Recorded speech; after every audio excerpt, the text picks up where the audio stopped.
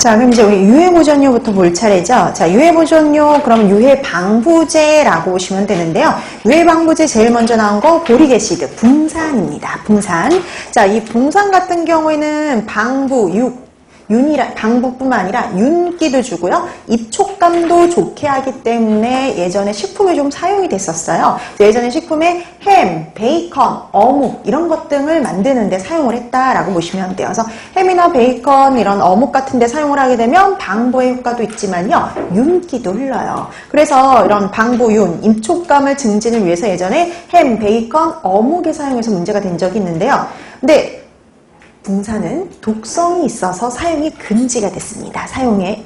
식품에. 그래서 체내 축적성이 있어요. 여러분, 축적성이 있는 것들은 축적되어서 문제를 일으킬 수 있죠. 여러분, 보통 유해보존료의 가장 기본적인 증상 중에 하나가 소화효소의 작용을 억제하는 거예요. 소화효소의 작용을 억제해서 소화불량이라든지, 그 다음에 식욕 감퇴라든지, 그 다음에 체중 감소 같은 증상들을 보일 수가 있어요. 그래서 가장 대표적인 증상 소화불량이라고 보시면 됩니다. 식욕 감퇴라고 보시면 돼요. 자, 그래서 보릭애시드, 붕산은 그 정도 기억해 두시면 돼요. 그래서 이 같은 경우 예전에 햄, 베이컨, 어묵 등에 사용해서 문제가 된 적이 있으며 체내 축적성이 있고요. 소화불량, 식욕감퇴 등의 증상을 보이는 거. 그러면 붕산 이렇게 기억해 두시면 됩니다.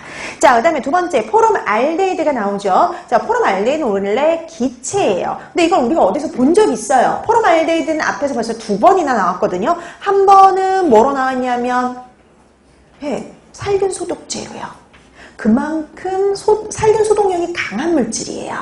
자, 그래서 이렇게 살균 소독력이 강해요. 그래서 살균, 방부력뿐만 아니라 살균력도 갖고 있어서요. 예전에 간장이라든지 주류, 육제품, 주류 중에서 특히 이제 맥주 같은데, 그 다음에 육제품, 육포요, 육포. 이런 데에 사용해서 문제가 된 적이 있어요.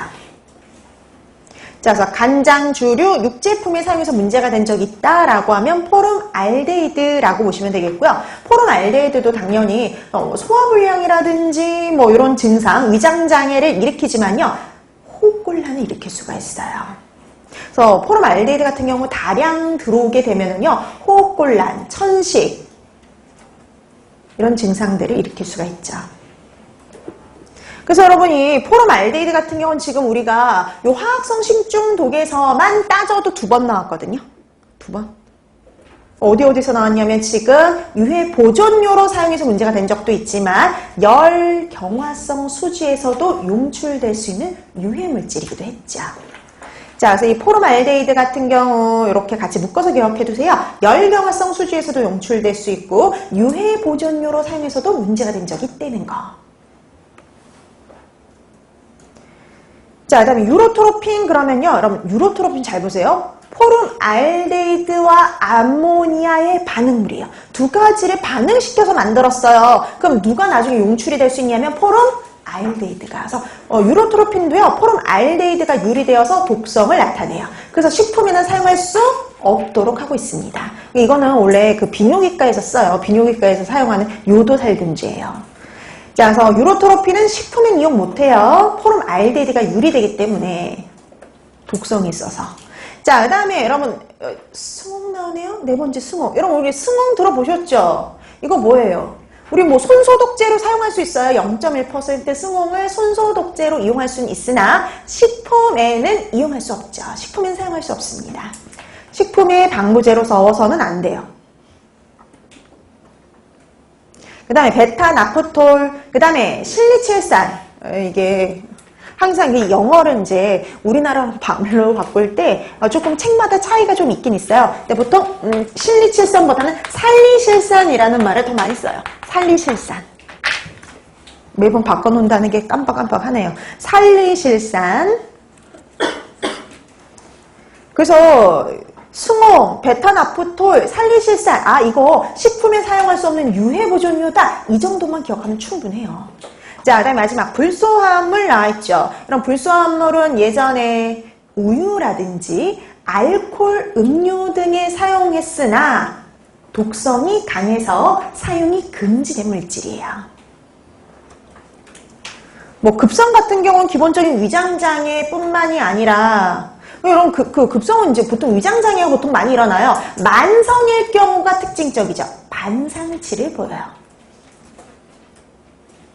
반상치를 보인다 그러면 불소화물들 이렇게 보시면 돼요. 그럼 원래 이 불소가 우리 치약에도 들어가고 그렇잖아요. 그래서 치약 성분이 들어가 있는 이유는 불소를 적정량 사용을 하게 되면 우치, 이가 썩는 걸 방지해 줄 수가 있지만요. 또 다량이 우리가 섭취하게 되면은요. 반상치가 나타날 수도 있죠.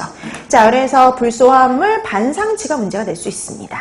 자, 그래서 보리게시드, 그러니까 붕산, 포름알데히드, 뭐 요 정도 같은 경우에는 어떤 식품이 예전에 사용해서 문제가 된 적이 있는지 그 정도 같이 연결해서 좀 알아두시면 되겠고요. 그 다음에 유로토로핀, 포름알데히드가 유리되기 때문에 문제가 되는 거. 그 다음에 승호, 베타나프톨, 살리실산 정도는 그냥 이름만 기억하시면 충분해요. 이것들이 유해 보존료구나, 요 정도요. 그 다음에 불소 화합물은 예전에 우유나 아니면 알코올 음료 등에 사용은 했으나 지금 현재는 사용할 수 없고요. 만성 중독으로 반상치를 보일 수 있다. 이 정도 기억해 두시면 됩니다. 그러니까 아까 처음에 나왔던 유해 감미료보다 공부해야 될 게 훨씬 어때요? 적어요. 그래서 뒤로 갈수록 조금 적어지는 편입니다. 그래도 이름은 알고 있어야 돼요. 툭툭 이름이 나올 때가 있어요. 그러니까 이름을 뭐 이게 유해 보존료인지 아니면 이게 유해 감미료인지 유해 착색료인지 확실히 구분하셔야 돼요. 자, 그 다음에 유해 표백제 볼게요. 자, 유해 표백제의 가장 대표적인 건 롱가리트예요. 롱가리트. 그러니까 여러분 뭐 거기 형광 표백제는 거의 안 나오는 편이고요. 삼염화질소, 니트로겐, 트리클로라이드도 잘 나오지 않는 편이에요. 주로 유해 표백제에서 가장 이름이 많이 나오는 건 롱가리트. 자, 유해 표백제 롱가리트인데요. 이 롱가리트 같은 경우에는 환원작용에 의해서 말 그대로 표백을 시켜주는 건데 이것도 문제가 뭐냐? 포름알데히드가 유리가 돼요. 포름알데히드가 유리되어서 신장을 자극하기 때문에요.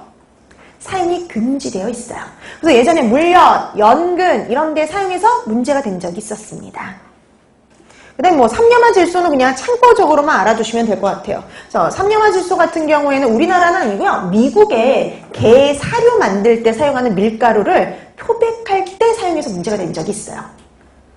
우리나라랑 크게 관련이 없죠. 자, 그래서 유해 표백제는 뭐 롱가리트, 삼염화질소 이런 것들이 있는데요. 여러분들이 조금 주의 깊게 봐야 될 유해 표백제는 롱가리트입니다.